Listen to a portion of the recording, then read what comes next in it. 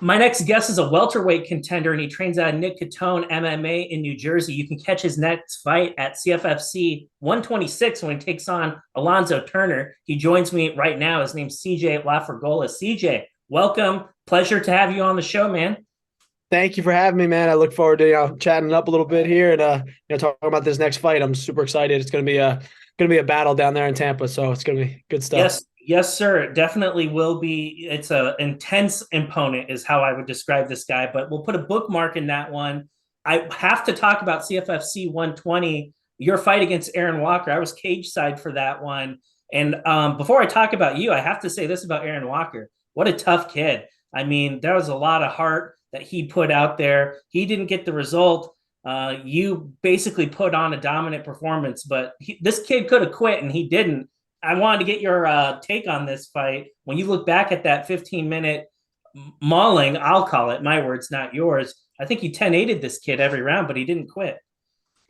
Yeah, I mean, it was actually still like, going back to that week, it was actually a super tough week. I lost like a really close friend of mine. Actually wore my shirt walking out for Sherry, one of my fighting training partners. So kind of I went into that week kind of like super emotional, going into my pro debut and kind of facing some adversity there. And so like most of my mind on that fight was just going in there and imposing my strategy and, my technique and what I'm best at, which I believe I kind of did a good job doing that there. And, I got right to the point with it. I didn't want to waste any time. And I just wanted to, fight my fight. And, really, like you said, Aaron Walker, man, props to him. All respect to him. He's a warrior. I kept trying to throw some shots in there. I kept trying to put the pressure on him, and he wasn't giving up position. He made it tough to kind of submit. He was kind of, some people like to say, kind of wiry, kind of lanky, but strong. But so it was kind of awkward to kind of get around his neck there, get my hooks in, that kind of stuff. Which we were laughing when I went back to watch it. The whole time they're talking, like Dante was yelling, "Yo, get the hooks in, get the hooks in." Finally, like 1 minute left. I forget who was on the mic, but they're like, "Oh, there he goes, finally does it." It's like, yeah, sorry. I mean, I was trying to do it the whole time, but Aaron was doing a good job being stingy down there. But at the end of the day, we got to get your hand raised. Pro debut. It was good to feel those 15 minutes for the first time in a live. Obviously, we train 5 minutes all the time, but until you do it for real and then lock into like a real situation, real fight, real stakes on the line, you're not used to that push, but.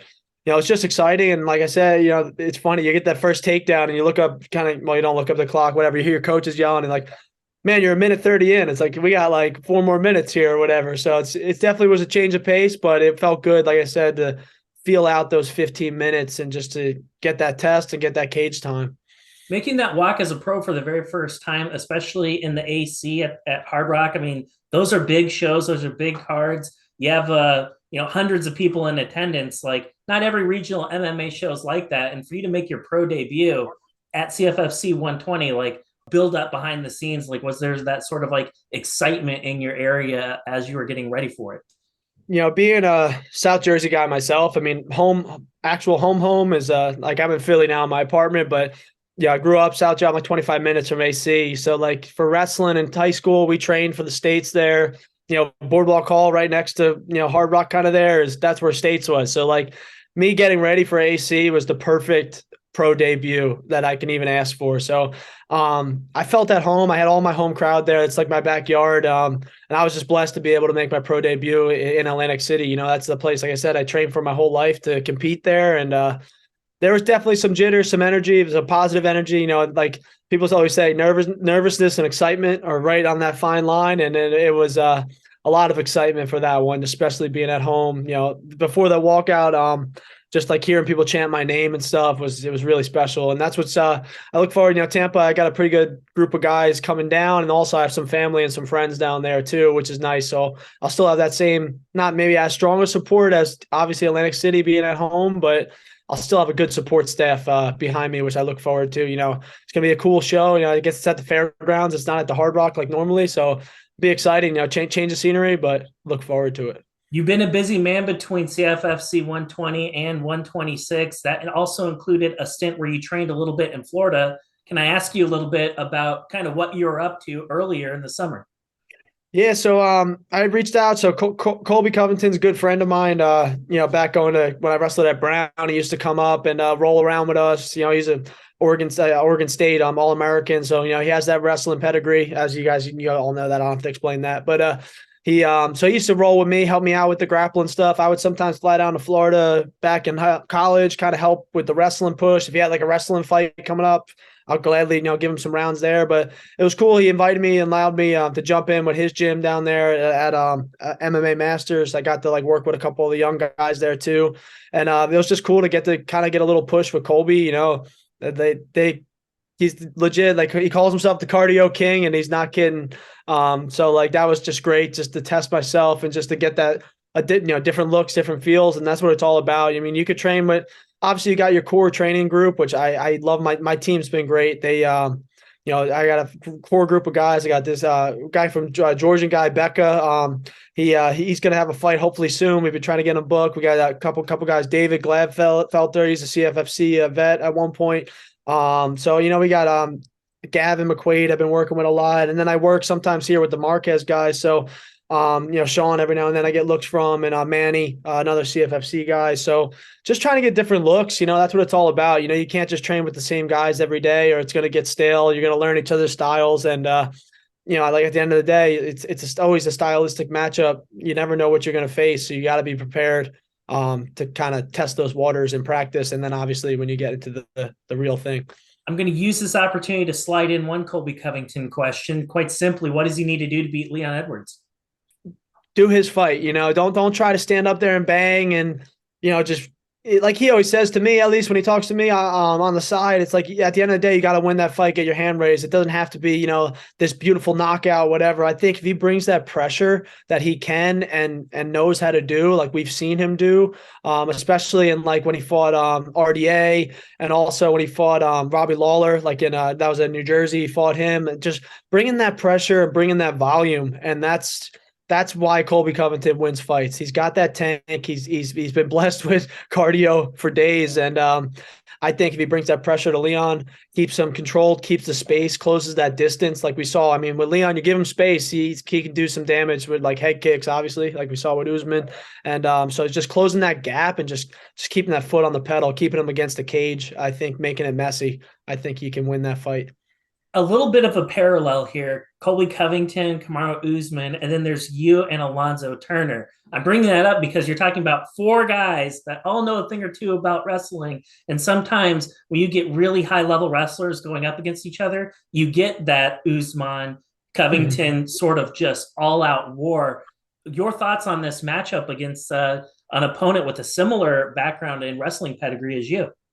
Yeah, obviously, like, I've been watching, we're going to watch each other's styles. We know we wrestled, we see each other's profiles. That's just something that, like, being a wrestler, it's like, that's something we always want to test each other ourselves. I know, like, being a wrestler, a college wrestler, you always wanted to face the toughest opponents. I wrestled at Brown. I want to wrestle Cornell. I want to wrestle Penn State. I want to wrestle Iowa. So it's the same thing, just now it's in fighting. And, we don't back down from a fight because of a style. A lot of times, it's good that the wrestler is going to accept the wrestler kind of thing, because a lot of times, you see some fighters don't want to fight a wrestler. And like you said, at the end of the day, sometimes wrestling can cancel wrestling and turn into a war. But the goal is still to keep my style and not change anything. Obviously, you might get a takedown or two stuff, but if you got to keep bringing that heat, bringing that pressure, and at the end of the day, it's the heart of a wrestler, right? We're both going to be going after it and just trying to push the pace, and it's going to cause for an exciting fight. And that's why I train. That's why we test ourselves, and that's why we push the pace. And at the end of the day, we're going to leave it all out there, and I think it's going to make for a super, super exciting night, October 13th. Sometimes when I look at Tapology, I look at it like kind of how I would an NFL roster. You'll see a guy that says, I'm 6'2", he's really 6 feet tall. A guy that says he's 6 feet tall, he's really 5'9". I looked at this guy's Tapology profile. It says he's 5'8". And I'm like, I don't know, like if like how accurate that is, but I do know you're not 5'8". You're probably 6 foot plus. And when you look at this guy, a shorter guy, does that pose a different, unique challenge of the sorts? Because sometimes with wrestling, being the shorter guy is kind of advantageous. Actually, it was just like we were talking about this. I mean, like, believe it or not, my last fights, I've been on the opposite end of the spectrum. I've been fighting. I mean, even my last amateur fight. I mean, Zane, Vane are probably 6'2", 6'3". So most of my fights have been the opposite way around. Like you said, like I've been the shorter guy, kind of going against the lengthier guy. But I look at it this way. I mean, I for once are going to have a little bit of reach. I'm going to be able to use my jab a little bit more. And one thing with wrestling that I've found, especially transitioning to fighting from wrestling, is I still have my level changes from like the wrestling side. And I think transitioning from being on my feet into my level changes is something that I've really gotten comfortable doing. And at the end of the day, I still got to get underneath a guy, tall guy, short guy. And, you find a way. And obviously there's different niches about it, but at the end of the day, it's the same, similar to me. I don't look at it as a different. I mean, advantage, not advantage. I look at it as this guy's going to come out there and try to stop my shots, and my goal is not to let that happen, no matter what. So, I look at it. It's gonna be nice that I have a little bit of reach for once. Actually, it's different. But at the end of the day, we're both wrestlers. We're both be getting in there, getting dirty, and it's gonna be tight quarters no matter what. So, like I said, at the end of the day, tall, short, whatever, it's going to be a scrap. And, we're both going to be going for the takedowns. I don't see it looking at as like, oh, because we both wrestle, we're going to start punching.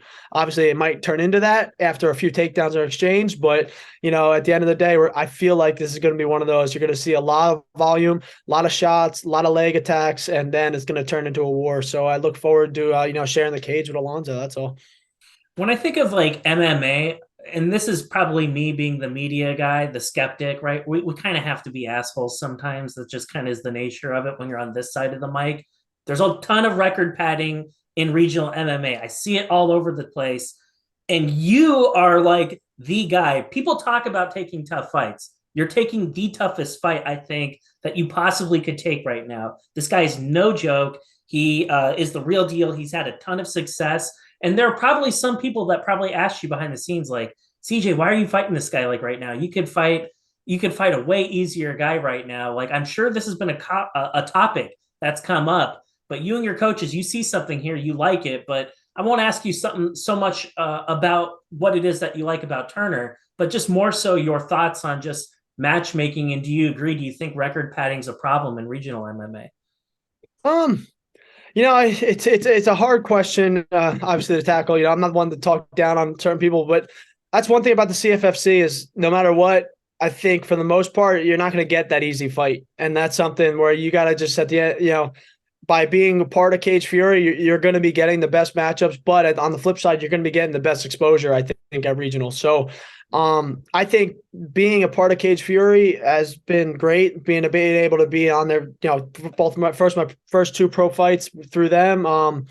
I think that breeds that challenge, and it's going to make the cream rise to the top at the end of the day. I mean, they're not going to give you, Joe Schmo from wherever, Western Kentucky, somewhere random. They're going to give you an Alonzo Turner or, an Aaron Walker, a tough opponent that has some criteria behind them.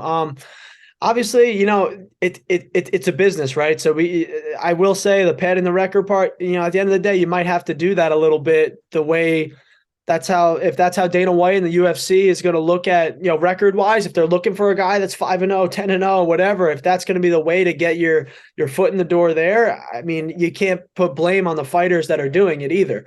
But also, it's tough because when you get to be considered a tougher fighter or a wrestler, specifically wrestlers, obviously, honestly, I feel like in Alonzo's case, he's taking this fight in the same reason that I'm taking the fight. It's like, hey, we're both tough wrestlers, we're tough opponents. This is what we got to take in order to make that next step. And I think there's some, obviously some positivity no matter what. If you're taking that fight, if they know you're taking a tough fight, you can't knock the guy for taking it. And I know maybe it's earlier in both of our careers, but at some point you're going to have to test those waters, and might as well just jump in and test it now. And then hopefully you get that notch next to your name, and that just builds more around your name and can build your status up faster. But like I said, I that's how, like, at the end of the day, Cage Fury does a great job. They're going to match up some tough fights. I mean, they're looking to be, I think they're looking to build into a higher level promotion, and they have been building into that higher level promotion. And I think by trying to being a part of them for my earlier part of my career, it's going to be some of these challenges that you're going to have to overcome. But like I said, on the flip side, I think other promotions, the bigger promotions, Bellators, the UFCs, the PFLs, they're looking at CFFC like, hey, these guys they're tough. They're taking tough fights. They're not sitting out and waiting for the easy guy to come through. So I think there's two sides to the coin. Obviously, at the end of the day, like I said, it's a business, but also, you want to be pushed, and I think it's better to be pushed now than make it to the UFC and lose a fight and get cut or something. So you know what? Like I said, I take what I can find. Like sometimes it's tough to get a fight to begin with, so sometimes you got to get that exposure and just go for it. So that's what I'm looking to do. Between CFFC 120 and CFFC 126, that's going to happen here in a few weeks. Can you talk a little bit, like, how's your game changed in the few months since I last saw you fight? What can me and the rest of the fans that are going to be tuning in to watch you compete in Florida, what can we expect when we see you make the walk here in a few weeks? I mean, not to like toss out game plan or whatever, but it's just like I said, always developing, always growing, always looking to add new levels, new wrinkles. Especially fighting a wrestler, there's going to be some, different preparations that have to get done. You can't just, obviously if you just jump in on a shot, it's going to be a little more challenging to finish, in this situation. So it's being, timing is super important, which it's not, I wouldn't call it necessarily a skill or whatnot, but it's just keep building that timing, keep changing levels up, down is one thing we always talk about when we fight, make them think one thing, go to the next thing. And it's, it's always been the same thing, even in wrestling, we talk about chain wrestling. Well, it's like chain fighting, right? We touch, we come up, punch, we come back down, shoot. It's just, keep building that skill of mixing it up and keeping our guys on our toes. And, just at the end of the day, got to bring the pace. I mean, that's one thing that I've always been working on. And that's the wrestler in all of us, right? When we wrestling guys are going to try to bring the pace, and it's, leave it all out there 110%. So, I mean, that's pretty much as much, I guess I can go with without, giving away obviously what's good, the plan, but, just go out there and fight our fight. And, on a, wrestler, fighting a wrestler, not fighting a wrestler, it's what's inside of you. It's always the same thought process. Obviously, once somebody gets punched, things change. Mike Tyson always says that game plans go out the window. But it's all about just going out there and it's full effort, 110%, and go until the bell rings. And then don't stop. And then at the end of the day, get that hand raise is the goal. So I mean, I'm going in there just going foot on the pedal. That's all I'm going for. That's kind of thing. I make that weight is the number one step, and then foot on the gas pedal. Absolutely. Ladies and gentlemen, I'm talking to welterweight contender CJ LaFragola. Make sure you check out his fight on October 13th. Well, he'll be fighting Alonzo Taylor at CFFC 126. That will be on UFC Fight Pass. Make sure you tune in for that. CJ, I did want to ask you before I let you go, I know that you are selling some t-shirts. Are you still doing that? And how can other people support you as you get ready to put a bow on this camp and make this walk here in a few weeks? Yeah, so I know the pre-order thing for my t-shirts has closed. I guess the way I've been working through a company called Jetty Inc. They're a branch of Jetty, the like surf company, that they're a local. I'm like from the Long Beach Island area growing up. So I can follow up with them and see if I can get a link back out for like a post fight, maybe reorder the shirts or something. But I always appreciate plugging that in. And you can just always support me by just following, sharing my Instagram stuff. CJ_LaFragola. That's my biggest way to promote things. I post a lot of stuff about fights, about my wrestling coaching stuff. I coach at Drexel University, so it's kind of like those are my two main things right now, fighting and wrestling, so I stay around the sport even when I'm working. So that's the biggest way to support is just share. And I just appreciate being able to talk about this upcoming fight a little bit, and just let's put on a show down in October. And that's October 13th and CFFC 126. There we go. Make sure you guys tune in for that. And then final thing, CJ, what are, if I pay you $350, can you heel hook Markle for me? Is that something that we could arrange? Is that for me? I don't know if I can heel hook, but I can probably grab his head and do a little choke action, But yeah, we can work on something. Yeah.